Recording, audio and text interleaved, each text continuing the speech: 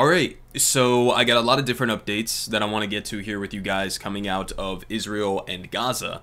So let's just go ahead and get into it. I'm going to kind of combine like 2-3 different stories here into one video because I'm not going to be able to break this up into 8 different clips today. But let's just go ahead and start off here with the big man himself, Bibi, Benjamin Netanyahu, blood on his hands, Bibi, says that to investigate Israel's war crimes is pure anti-Semitism. Let's go ahead and watch this clip here. When the ICC investigates Israel for fake war crimes, this is pure anti-Semitism. The court established to prevent atrocities like the Nazi Holocaust against the Jewish people is now targeting the one state of the Jewish people. First, it outrageously claims that when Jews live in our homeland, this is a war crime. Second, it claims that when democratic Israel defends itself against terrorists who murder our children, rocket our cities, we're committing another war crime. Yet the ICC refuses to investigate brutal dictatorships like Iran and Syria, who commit horrific atrocities almost daily. As Prime Minister of Israel, I assure you, we will fight this perversion of justice with all our might.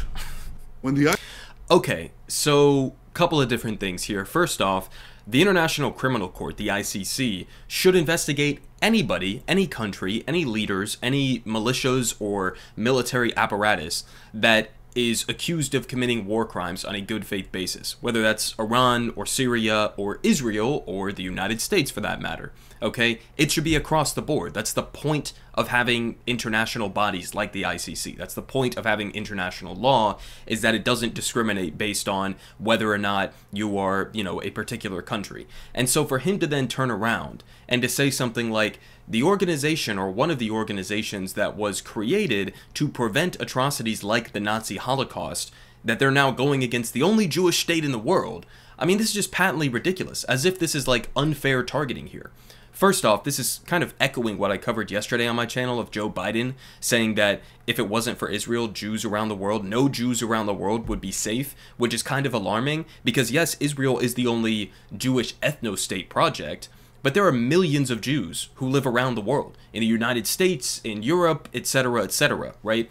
And they should be safe to live wherever, in any of those different countries, especially here in the United States. This is our own country. We have a responsibility to protect everybody within our borders, right? So to say something like that, as if you are being singled out as a nation because you are Jewish or you are a Jewish ethno-state, is just so beyond the pale.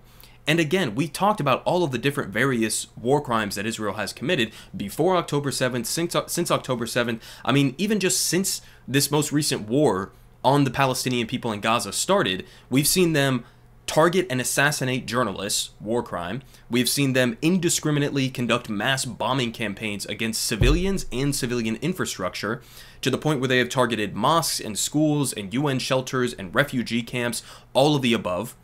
And they've also killed, at this point, over 9,000 children, okay, and almost over 20,000 civilians in total at this point, in a very short time span. That is a war crime. To conduct the mass slaughter of innocent civilians. That's a war crime. So to, again, just pretend as if, like, you're being unfairly targeted.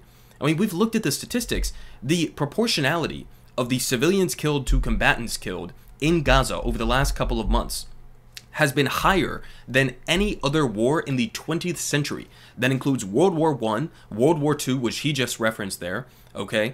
The Korean War, the Vietnam War, the first Gulf War, etc., etc.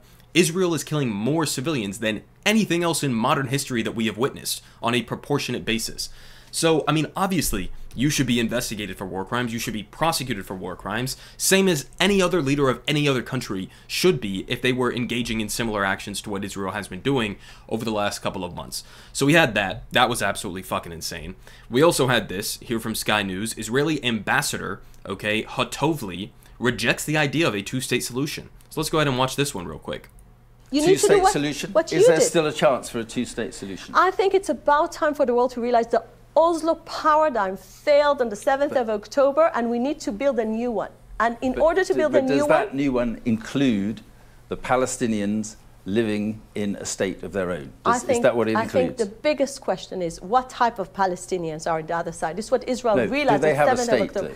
The answer is absolutely no, and I'll tell you why. Well, then because how can there be peace? How can there be peace in the reason there is no peace Israel is because the Palestinians... without offering Mark, a state to Palestine, how can there be peace in Israel? Israel knows today, and the world should know now, the reason the Oslo Accords failed is because the Palestinians never wanted to have a state next to Israel.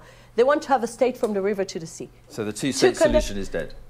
Why are you obsessed with a formula that never worked, that created this radical people in the other side? Why are you obsessed with that? Okay, so yeah, it's the entirety of the Palestinian population that are the radicals, not the government that, you know, has floated the idea of nuking Gaza, okay? That's not the radical element. The radical element is only on the Palestinian side of this equation, right? Not on the side of the equation with guys like Bezalel Smotrich and Itamar Ben-Gvir, who is convicted, I think, 8 times, including of incitement of terrorism, okay? He's now the national security minister in Israel, right? That's not the radical side. It's only the Palestinians that have radicals. And it also ties into, like, this notion that it seems like Israel is either unwilling or incapable of recognizing how this cycle of violence comes to play. It's like they are incapable of recognizing that if you occupy a people, okay, if you ethnically cleanse a people, if you bomb a people into oblivion for decades and decades and decades with no legitimate path forward towards statehood, towards sovereignty, towards dignity, what do you think is going to come out of that? Do you think everything's just going to be like hunky-dory? Everybody's going to be happy? Okay? There's not going to be any radical elements that come out of that reality? I mean, seriously, think about what you would do, okay, if you were a Palestinian child who grew up in the West Bank or in Gaza for that matter. Your entire life is controlled by Israel. They control your water, your food, the supplies that get in and out. You know, you are constantly terrorized by their security forces. I mean, what kind of reality, what kind of an environment does that breed? And they have no ability to look internally at their own policies, at their own history, to recognize how they are helping to perpetuate this cycle of violence that is seemingly never ending. And the other implication of what she's saying here, that absolutely not, there will never be a two-state solution here with the Palestinians. They're too crazy, they're too radical. The other part of that is like, okay, well, what are the other options here?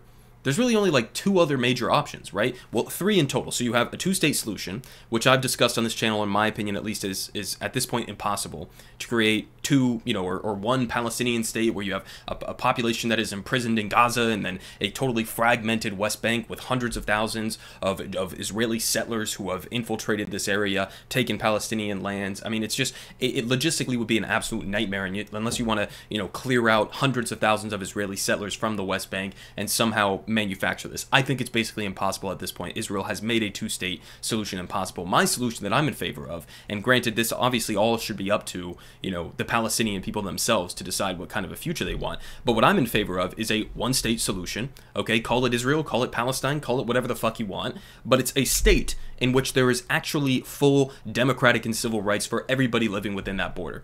That's the only thing, like, even as it seems far-fetched because Israel would never accept that, right now at least, that's the only way that you actually get to a lasting peace, okay?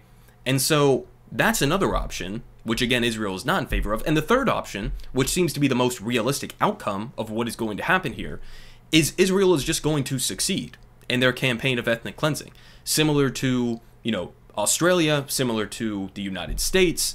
That's unfortunately the most realistic outcome here, is that Israel simply displaces the Palestinians from the West Bank, displaces the Palestinians or kills the Palestinians in Gaza, and has their own state from the river to the sea. Ironically, because that is, you know, in the charter of the Likud party of Benjamin Netanyahu.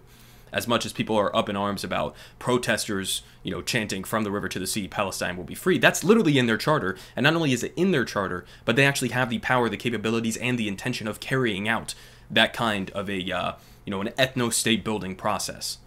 And so, again, I mean, this is just a spitting in the face of Joe Biden, right? I mean, how embarrassing is this? This is the same Joe Biden who is constantly coming out and saying a two-state solution, that's the only way forward, right? Pretending as if the Israeli government is in favor of this. It isn't. It hasn't been for a very long time. Here from Ryan Grimm. The Israeli government is saying very clearly that if it is up to them, they will never ever allow a Palestinian state, which de facto means apartheid rule over half the population within its claimed borders in perpetuity. It does not matter how long or how loudly they say it. We're incapable of hearing it here. So this was from Shlomo Kari. We also had this from a couple of weeks ago, back in late November. Netanyahu says he is the only one who will prevent a Palestinian state. How much more do they have to say this for the U.S. government to openly admit this? For Joe Biden to stop being so deluded as to think that they are in favor of a two-state solution? They're screaming it from the rooftops. Of course they're not. Ryan Grimm here again. There have been reports for a week of executions in Gaza, many based on eyewitness accounts. Those witnesses are Palestinians, so they count for less in the Western media. But at some point, the aggregation of so many accounts, the consistency of them, and the video and photographic evidence will become too much to ignore. So this was a direct testimony here. This woman says that she witnessed Israeli soldiers execute women, kids, and babies sheltering inside a school in Gaza. New images from the school show bodies piled up inside. Obviously, I can't show you that. But here is the testimony here. The Israeli soldiers came in and opened fire on them. A woman at the scene said they took all the men, then entered the classrooms and opened fire on a woman and all the children with her. The woman said that there were newborn children among them. The Israeli soldiers executed those innocent families at point blank. So listen, you can believe this, you can not believe this. This is personal testimony of somebody who was there on the ground. This is what they're saying that they saw. It's not too different from other testimonies I've seen similar to this in the same vein. Okay, so this is what our government is supporting. This is what the U.S. government is funding, giving diplomatic cover to, giving weapons to, the alleged execution of innocent men, women, children, babies, for that matter. We also had this. So this is something I didn't get to talk about the other day. It was a really important story, though.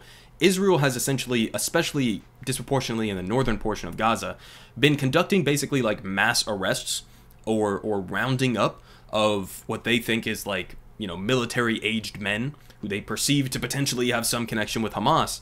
This was one of the pictures. I mean, Jesus Christ here. Look at this. As somebody else pointed out on Twitter, you know, this is one of those images that you kind of get the vibe that this is going to be in future textbooks, right? You also had stuff like this, as pointed out here in the bottom right corner. I mean, these are some of the other photos where some of these men were stripped down to their underwear, essentially. And, you know, there were photos taken of them. They were, you know, some of them reportedly beaten, that I'll get to here in a minute. But I mean, then we have reports like this. I mean, I am shocked. My dear friend, colleague, and surgery mentor, Dr. Khalid Homoda, is kidnapped by the Israeli forces. He's pointed out right here. Peaceful, dedicated surgeon who they're just like mass arresting. And Israel initially came out at first and they were like, well, these are Hamas terrorists. Of course we have to arrest them. Of course we have to strip them down and humiliate them, because how else will we know whether or not they're carrying a suicide vest on them or something like that? Then we get, you know, details like this. Now this is according to Israeli security officials, so take it with a grain of salt. I would imagine the actual number is much less than this. But even they say that an estimated 10 to 15% of the detained Palestinians in the published footage are affiliated with Hamas. So even they are saying, not a majority, not even a small minority, a tiny minority, 10 to 15% are affiliated with Hamas. So that doesn't even mean 10 to 15% are Hamas militants, or that they were firing on Israeli soldiers and then they were arrested. This just means, like, in the warped view of the Israeli security forces, they could find some tangential, maybe not connection to Hamas. Does that mean the military wing of Hamas? Does that mean the civilian wing of Hamas? What does that actually mean? I mean, I wouldn't be surprised if you look at a picture like this, if not a single fucking person in this entire photo was actually a Hamas militant. I mean, seriously, that's what we're talking about here. Now we get to this. Horrific read about the treatment of Palestinian men, women, and children who were rounded up and tortured by Israel. The account of a 14-year-old child is especially disturbing, just torture and dehumanization. So, I mean, you look at some of this, right? They kept saying, you are all Hamas. They wrote numbers on our arm. My number was 56. They wrote numbers on our arms. I don't know, man. I mean, you would think, I mean, obviously the historical comparison here is glaring you, you know, staring you in the face, right? Writing numbers on the arms. You would think maybe there would be some sort of a, I don't know, an insight there from, you know, a group of people who had historically been mistreated in such egregious ways throughout history. Maybe not. They say, before they were forced inside the warehouse, Israeli female soldiers came in and spat on them, Mohammed recalls. In the warehouse, it was common for groups of 5 soldiers to suddenly enter and beat one person while the others were forced to listen to his screams of pain. Their contempt for us was unnatural, like we were lesser beings. We would hear their screams and then nothing. A soldier overheard, asked where it hurt, and then proceeded to press down on the spot. They have this unbelievable racism. They really hate us, Nader said. This isn't about Hamas. This is about wiping us all out. This is about genocide, signed off by Joe Biden. And I think that that's correct there. So we touch on that here a little bit. So Biden basically came out yesterday, a day before, something like that, and he said Israel is losing world support in the war with Hamas. Well, that's the understatement of a century, okay? I mean, we just saw the U.S. veto a UN ceasefire resolution, and there were like, what, 3-4 countries in total around the entirety of the world that were against the ceasefire resolution? So they say Biden says that Israel is losing world support in the war with Hamas. In a stunning rebuke, President turns on Netanyahu and says his government needs change in scathing criticism of Gaza bombing. I wouldn't say that's scathing. It's pretty mild, but okay. Biden made the blunt remarks during a fundraiser in Washington. So, I mean, listen, there's a glaring contradiction here, which is that Joe Biden, Anthony Blinken, John Kirby, a couple other ones that I've seen, they have like this doublespeak where in one corner of their mouth, they'll say, there have been too many civilians that have been killed in Gaza, or Netanyahu and his government need change, right? Vague stuff like that, or we have concerns about X, Y, and Z brazen war crime that Israel committed, right? So they'll use rhetoric like that, and then if you ask them a direct question, though, and here's the contradiction, if you ask them a direct question, and you say, do you think Israel is abiding by the laws of war? Abiding by international humanitarian law? Do you think they've committed war crimes? They'll say, no, no, no. We have no evidence that they've made any violations of international law. So which one is it? You can't simultaneously say there have been too many civilian deaths and then also say Israel is doing nothing wrong and therefore we are going to continue, okay, to send them weapons with absolutely no red lines whatsoever. I mean, again, here, the same thing. Perfect summation here of the Biden administration. On Tuesday, Biden said that Israel was carrying out indiscriminate bombing in Gaza. Okay, if they're carrying out indiscriminate bombing, then that's a war crime. What is so complicated about this? On Wednesday, though, the next day, administration officials told CNN that Biden has no plans to shift its position or draw any red lines around the transfer of weapons to Israel. So again, the contradiction, the hypocrisy here. Oh, we think you're indiscriminately bombing. Oh, we're concerned about these reports of war crimes. We're concerned about the amount of civilians that you are massacring right now. But we're not going to, engage in any sort of leverage over you to get you to change your policy. In fact, we're going to continue to openly defend you in front of the entire world, which, by the way, is going to detract in the long run, even if you care about projecting American power around the world. Okay, this is not going to help in the long run, because guess what? Every other country around the world, especially formerly, colonized countries and countries that the U.S. has meddled with and fucked with over the decades, those countries are looking at us and they're saying, what the hell are you talking about, man? These are the same people in the Biden administration who said Putin is a war criminal. Okay, Israel goes in, does 10 times the amount of destruction and death in a shorter time span of civilians, and then you turn around and you defend them. So you have no consistent principles or morals. You are continuing to give weapons to a country that is committing brazen war crimes in front of your face and saying absolutely nothing about it. Oh, behind the scenes, we're working to put some pressure on them and ask them nicely to stop slaughtering civilians. Oops, it didn't work. Well, here's some more weapons. Here's some more tank shells that we're going to declare an emergency in the U.S. to facilitate the transfer of, right? We also have this here from Ellie. National Security Council spokesperson Kirby concerned, again, this language, concerned about reports that Israel is using U.S.-provided white phosphorus in Lebanon. So for those who don't know, white phosphorus, when it comes into contact with human skin, with a person, okay, it is so much hotter than a regular munition or fire in general. It burns your skin, through your skin, down to the bone, okay? And it is basically impossible to put out.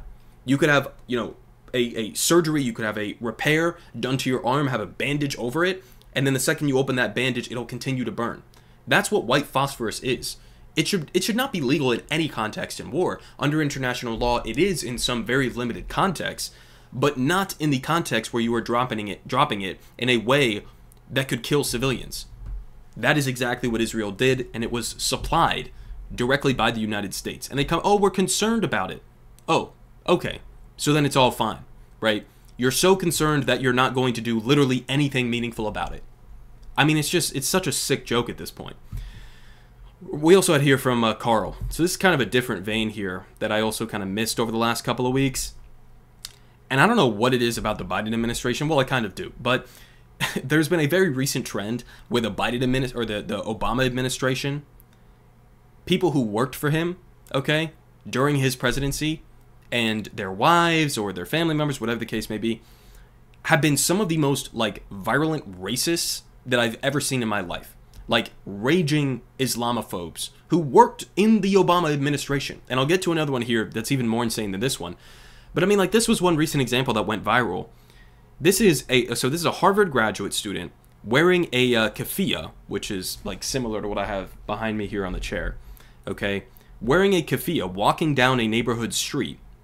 And she was subjected to Islamophobic harassment on campus. This was on campus by Eve Gerber, the wife of Jason Furman, professor at Harvard's Kennedy School and a former Obama administration advisor. So this is somebody's wife who is a professor at Harvard who is going around harassing a Harvard graduate for wearing a piece of clothing that she doesn't like and saying she's a terrorist. She's wearing a terrorist scarf. This is how deranged our culture has become. It's like 9/11, you know, terrorist scare 2.0 in the modern day. Okay, what are we doing? Did we not already go through this once? We have Harvard graduate students just being, like, chased down the street. The most ironic part of this, she thinks she's the victim. The woman who is chasing her down the street, you know, ominously waving to the camera, she thinks she's the victim here. As she is, like, stalking this person and saying, you're wearing a terrorist scarf. A terrorist scarf. What the fuck are we doing here, man? Good job, Obama. These are the kinds of people that you're hiring, right? Jesus Christ, man. This one was even worse. So I'm not going to show you. There were like 8 different videos that I saw that came out of this guy. Stuart Selwitz, here from Fox. Viral videos show former Obama official launches racist rants against New York City food cart vendor. So I'm not even kidding, okay? He was the acting director, they say here, of the National Security Council South Asia Directorate from 2009 to 2011. Okay, this guy got caught like 8 different times in New York City, going around to different, like, people who he thought were Muslim or were pro-Palestine or whatever the case may be, and was just, like, in the most racist way possible, screaming at them and telling them that they are terrorists and that they should leave and go back to where they're from. So many different examples, okay? And he was doing this knowingly on camera, okay? Knowingly on camera. I wonder if they have, like, a picture of this guy. Yeah, this is what he looked like, right? So these were going around. People didn't know who he was at first. Again, it's Stuart Selwitz here. But I mean, like, look at the look on his face. Just super creepy. Let's listen to a little bit of this. You know the Mukhabarat? The Mukhabarat. No, I don't know. You don't know? I just speak English. No? Yeah, go. Yeah. Mukhabarat in Egypt will get your parents. Go. Does your father like his fingernails? They'll take them out one by one. يلا روح من هنا. يلا go. Why should I go? Why should I go? Tell me why I should go. I'm standing here. I'm an American. I have free. It's a free country. It's not like Egypt. So this, I mean, this is what he was doing, right? I mean, he's going around to a random food vendor who I guess he thinks is Egyptian, or maybe the guy is Egyptian or something, and he's going up and saying, like, in your country, they'll rip your parents' fingernails off. What the fuck are we doing? This guy worked in the U.S. government at the highest levels. Not only that, okay, but here's where the real kicker comes in. As pointed out here in the community notes, individual identified as Stuart Selwitz was a deputy director and senior political officer in the U.S. State Department's Office of Israel and Palestinian Affairs.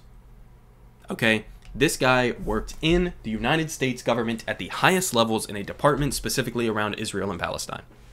He worked in the Obama administration. He worked in the George W. Bush administration. These are the kinds of people who are making our foreign policy decisions, right? Okay, these kinds of people. I mean, I don't even know what to fucking say about this anymore. You know, I mean, we go through all of these different things, right? U.S. continuing to supply weapons to a country that is torturing people, that is mass arresting civilians, innocent men, women, and children reportedly being executed, spitting in the face of Joe Biden, who pretends like the two-state solution is still on the table, saying absolutely not. Netanyahu claiming that it's anti-Semitic to look into war crimes committed by Israel, which, by the way, is downplaying the actual real risk of anti-Semitic actions or violence in the United States. You are diluting, you are watering down the word anti-Semitism to the point where it means absolutely nothing, and therefore putting Jewish people actually in danger. You're also putting people in danger by conflating any critique of your right-wing fascist government with a critique of the Jewish people. That's anti-Semitic. That is incredibly anti-Semitic, as if all Jews around the world support what Israel's doing. Surprise, surprise, some of the people leading the ceasefire protests that I've been to have been Jewish organizations in the United States. So, I mean, all of this is just so beyond the pale at this point. I know that that was a lot in one video packed into one, but I just wanted to get through all of those different things. You know, I have a lot more that I'm going to get into over the next couple of days, but I mean, this is where we're at right now. Never thought I would see this in my life, but you know, this is real, this is happening. Again, continue ceasefiretoday.com. Try to go put whatever pressure that you possibly can to get a ceasefire in place. But in the meantime, I mean, this is Joe Biden for you. Everyone is saying good politic guy has the best politic. Believe me, no one does it like him.